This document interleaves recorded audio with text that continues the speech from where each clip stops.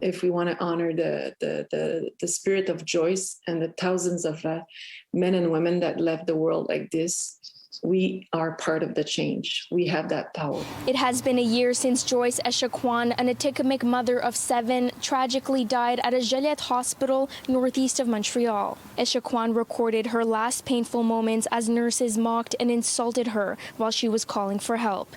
The incident resulting in a wave of shock and grief across Quebec and Canada. But Indigenous leaders and those who work within the community say this reality was far from surprising.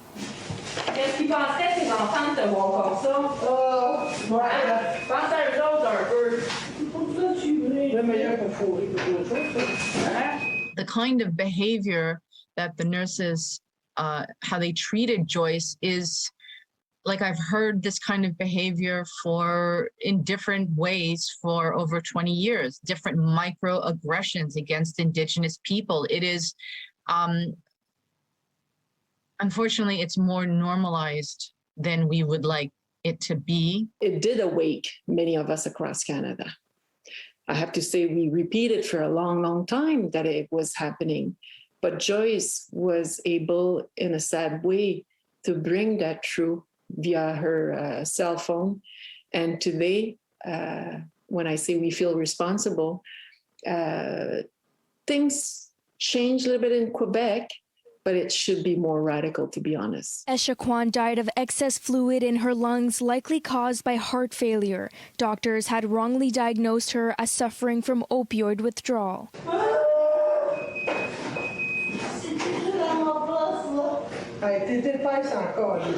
We want things to change. We want people to be more educated about First Nation, to be more aware about the reality with First Nation.